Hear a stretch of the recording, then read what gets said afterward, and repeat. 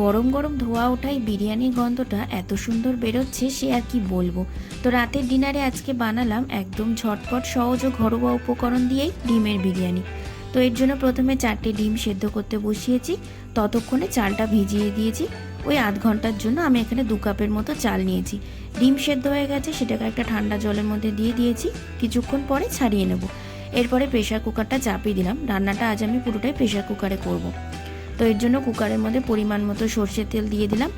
তারপরে তার মধ্যে দিলাম অল্প লবণ, হলুদ আর লঙ্কা গুঁড়ো দিয়ে ডিমটা হালকা করে ভেজে নেব, ওই 4 থেকে 5 সেকেন্ডের মতো।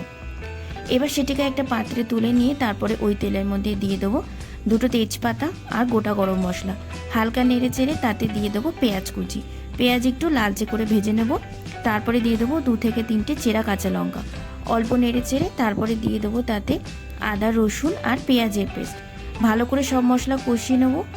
কষিয়ে নেওয়ার পর দিয়ে দেবো এক এক করে সব গুঁড়ো মশলা, স্বাদ মতো লবণ, হাফ চামচ হলুদ গুঁড়ো, হাফ চামচ ধনে জিরে গুঁড়ো, 1 চামচ মতো লঙ্কা গুঁড়ো আর দিয়েছি 2 চামচের মতো বিরিয়ানি মশলা। এবার মশলা ধোয়া জল দিয়ে মশলাটাকে যতক্ষণ না পর্যন্ত তেল ছাড়ে ততক্ষণ কষাতে থাকবো। তারপরে দিয়ে দেবো কেটে রাখা টমেটো কুচি। টমেটো একটু গলে গেলেই তারপরে দিয়ে দেবো ফেটিয়ে রাখা টক দই। দইটা আমি আগে থেকে 1 চামচ চিনি দিয়ে ফেটিয়ে রেখেছিলাম। তারপরে গ্যাসের ফ্লেমটাকে লো করে দিয়ে দইয়ের সাথে সব মশলা খুব ভালো করে ভেজে নেব। তারপরে দিয়ে দেবো হাফ চামচের মতো গরম মশলা। ভালো করে সব কিছুর সাথে মিশিয়ে নেব। তারপরে দিয়ে দেবো ভেজে রাখা ডিম।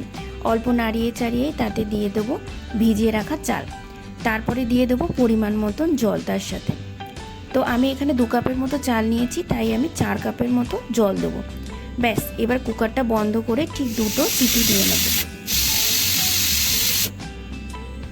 তো তারপর ঢাকনা খুলে তাতে দিয়ে দেবো 1 চামচ ঘি।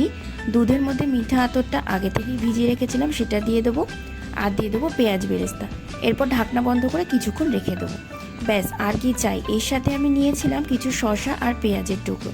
তো রেসিপিটা ভালো লাগলে অবশ্যই লাইক, শেয়ার এবং সাবস্ক্রাইব করবেন আমার চ্যানেলটি।